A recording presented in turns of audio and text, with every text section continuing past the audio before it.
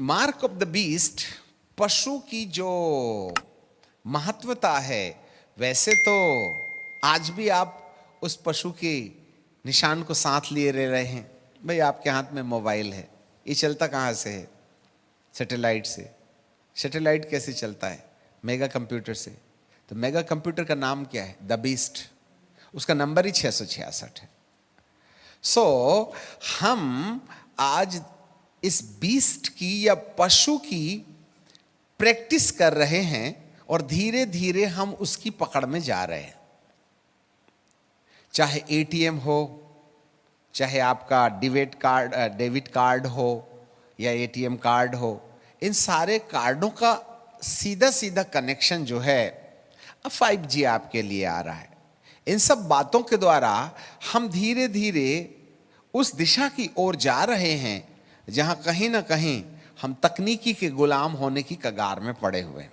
और एक वक्त आएगा कि हमारे शरीर को उतना ज़्यादा तेज संसार के साथ चलाने के लिए तकनीकीवाद का हमला मानववाद के ऊपर में होने लगेगा।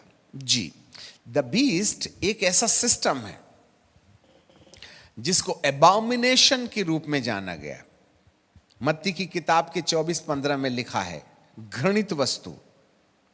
यहेजकेल 9 में लिखा है घृणित काम जो यरूशलेम में किए जा रहे थे, उसके कारण लोग दुख के मारे चिल्लाते और तड़फते। फिर जो लोग घृणित कामों को स्वीकार नहीं कर रहे थे वे लोग सताए गए। और एक स्वर्गदूत को कहा गया जिसने कमर में दबात बांधे था, चिन्हानी करते चले जाओ और उन पर माथे की मोहर कर दो जो घृणित काम को स्वीकार नहीं करने के कारण सताए गए थे। फिर दूसरे स्वर्गदूत को कहा, मारते जाओ, किसी पर दया नहीं करना, परंतु जिस किसी के माथे पर परमेश्वर की मोहर ना हो उन्हें मार करके नाश करो। युवा, कुंवारी, बच्चे सबको नाश करो। एक्चुअली एबॉमिनेशन का मतलब होता है घृणित वस्तु।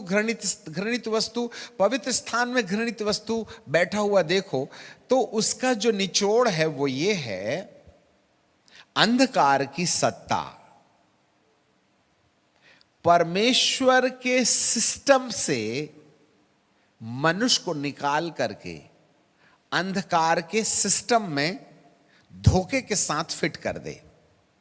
चाहे राजनीतिवाद हो, चाहे धनवाद हो, चाहे अधिकारवाद हो, चाहे सिद्धांतवाद हो, चाहे लोभवाद हो या लालचवाद हो या तकनीकीवाद हो, चाहे तकनीकी हो, चाहे धर्म हो, चाहे अंधकार का डायरेक्ट अटैक हो, चाहे राजनीति का दबाव हो, चाहे अधिकार हो, चाहे सत्ता हो, कहीं ना कहीं अदृश्य काले हाथ इस तमाम सिस्टम को अंत के दिनों में अपने कब्जे में ले लेंगे। प्री ट्रिबुलेशन के अनुसार या ट्रिबुलेशन के अनुसार 7 साल के लिए।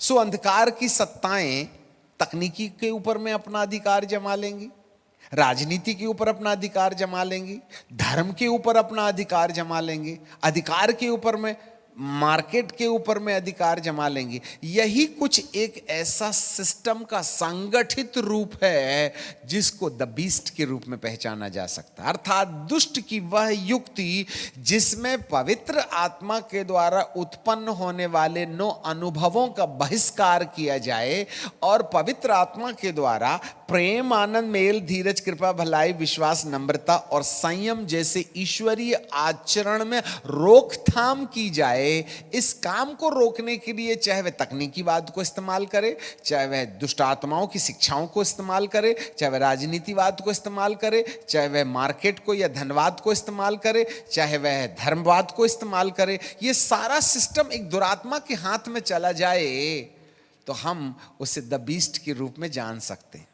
अब एक बात और है, जो भी व्यक्ति इन 5 बातों को प्राप्त करने के लिए सबमिट हो जावे, या तकनीकी को सबमिट हो जावे, या धनवाद के लिए सबमिट हो जावे, या एक धर्म के लिए सबमिट हो जाए, या धरती के अधिकार को पाने के लिए समर्पित हो जाए, या राजनीति में अपने आप को समर्पित कर दे, ये 5 बातें कहीं ना कहीं एक ऐसी आत्मा की पकड़ में चली जाती है जिसको ख्रिस्त विरोधी कहते हैं।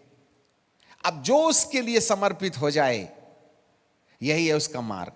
बट एट लास्ट जो इन 5 बातों के प्रति समर्पित हो जाएगा, उसको अंधकार की सत्ता कहीं ना कहीं एक चिन्हानी जरूर देगी।